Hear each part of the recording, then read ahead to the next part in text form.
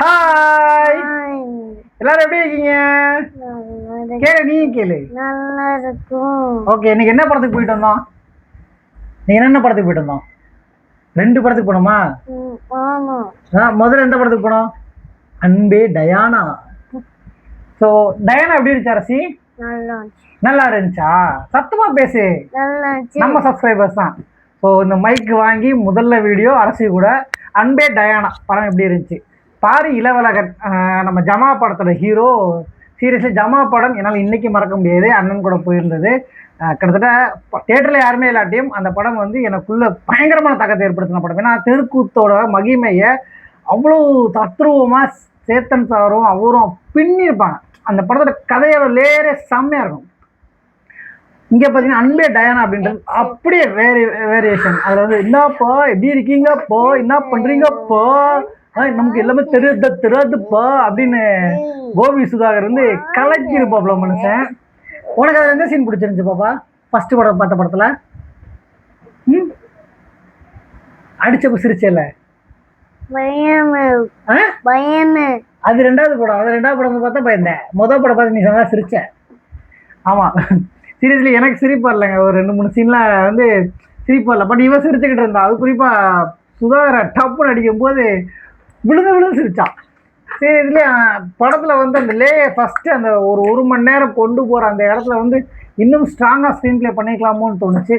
எங்கேயோ சில என்ன சொல்றது, அந்த லைனப் வந்து மிஸ் ஆகிற மாதிரி ஃபீல் ஆச்சு. ஏன்னா இவங்க லவ்வையும் சொல்லி ஆகணும், லவ்வுக்குள்ள இருக்க இவங்களோட அந்த கேஸ்டிசமையும் சொல்லி ஆகணும், அந்த குடும்பத்தையும் பேசி ஆகணும் அப்படின்ற பட்சத்துல நிறைய விஷயம் உள்ள கொண்டு வந்தனால லவ்வா குடும்பமா கேஸ்டிசமா இதுக்குள்ள மாட்டிக்கிட்டு கதை கொஞ்சம் தவிக்குது.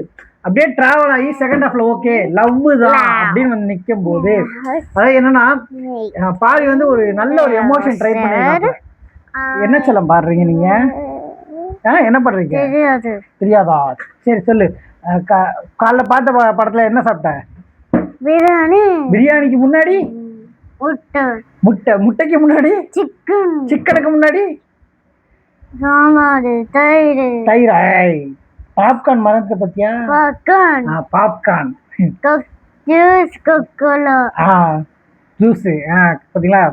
ஸோ இந்த மாதிரி படத்தோட ஃபர்ஸ்ட் ஹாஃப்ல வந்து சில விஷயங்கள் என்னது, அவர் வந்து குடும்பமா லவ்வா காதலா, ஐயோ நானே சோப்புறேனா, சரி ஓகே பரவாயில்ல. ஸோ அந்த ஒரு எமோஷன்ஸ், அதாவது இவருக்கு பிடிக்கும் ஆனால் குடும்பத்துக்கு பிடிக்காது, குடும்பத்துக்கு பிடிக்காதுன்றதுக்காக வேணான்றவாரு, குடும்பத்தில் இவருக்கு பிடிக்குன்றா வேணும்னு. ஸோ அந்த இடத்துல இந்த ஹீரோயினும் ஒரு மிக்சிங்கான எமோஷனை வெளிப்படுத்துவாங்க. ஸோ அந்த சீன் சீக்வன்ஸ் வந்து இன்னும் சூப்பராக பண்ணிருக்கலாமோ எனக்கு தோணுச்சு. சீரியஸ்லி அப்படியே என்ன சொல்றது, கான்ட்ராஸ்ட்டுங்க.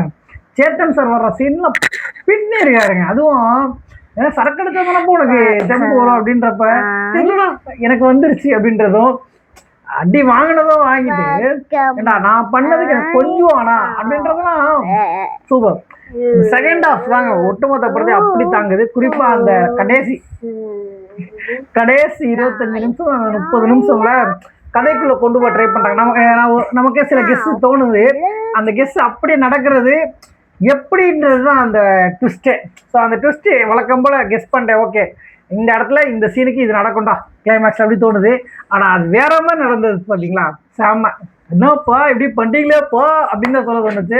அதுவும் செல்முருகனாக இருக்கட்டும், ரோஜா மேமாக இருக்கட்டும், பாரியவனாக இருக்கட்டும், நம்ம கோபியாக இருக்கட்டும், சேத்தன் சாராக இருக்கட்டும், அப்புறம் அவங்க குடும்பத்தில் அந்த சின்ன பொண்ணு, அந்த பொம்மின்ற பொண்ணு கூட அவ்வளோ அழகாக பண்ணிருந்துச்சு. அந்த மைல்டு ஆர்டிசம் அப்படின்ற ஒரு விஷயத்தை வந்து ரொம்ப சூப்பராக சொல்கிறாங்க. அதுக்குள்ள கணவன் மனைவி, பாப்பா வா உட்கார் வா, கணவன் மனைவியோட அந்த ஒரு யதார்த்தமான வாழ்க்கை இருக்குல்ல, அது என்ன எதனால் உடையுது, ஏன்னா சில பேர் வந்து தன்னோட கர்ப்பத்தினாலேயே அழிவாங்க அப்படின்றதெல்லாம் ரொம்ப லேயராக படத்தில் ஒரு பாட்டாக ரொம்ப அழகாக சொல்லியிருக்காங்க. படத்தில் வந்து கேஸ்டிசம் அப்படின்றத தாண்டி மனுஷனா மதிங்க அப்படின்றத தாண்டி லவ் அப்படின்றது என்ன, அந்த லவ் எப்படிலாம் வேலை செய்யும் அப்படின்றத ரொம்ப சூப்பராக சொல்லியிருக்காங்க.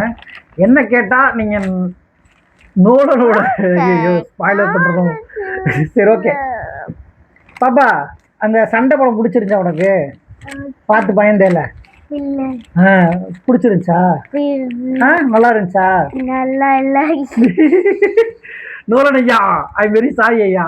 ஸோ நீங்கள் நோலனோட படத்துக்கு போகிறீங்க அப்படின்னாலும் அன்பே டேனா சூஸ் பண்ணால் கொஞ்சம் குடும்பத்தோட ஃபேமிலி என்டர்டெய்னராக போய் என்ஜாய் பண்ணிட்டு வர்றதுக்கான ஒரு 60% சாத்தியக்கூறுகள் இருக்குது. நான் சொன்ன மாதிரி சின்ன சின்ன விஷயங்கள் உங்களுக்கு கனெக்ட் ஆச்சுன்னா சிரிப்பீங்க, கனெக்ட் ஆகலைன்னா கொஞ்சம் கஷ்டம். பட் அந்த லாஸ்ட் 20-25-30 நிமிஷம் இருக்குல்ல, கண்டிப்பாக நீங்கள் விழுந்து விழுந்து சிரிப்பீங்க. அதுக்கு நான் கேரண்டி. எனக்கு விழுந்து சிரிச்சா.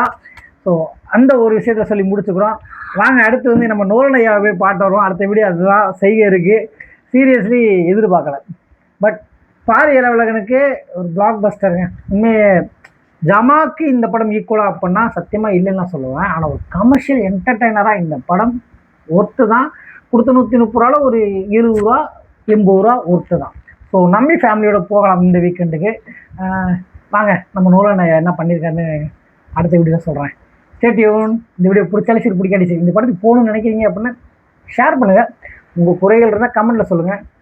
மறக்காமல் உங்கள் அப்படின்னு அரிசிங்க வா அங்கே விட்ற சப்ஸ்கிரைப் பண்ண சொல்லு. மறக்காம உங்க சேனலை சப்ஸ்கிரைப் பண்ணுங்க சொல்லு.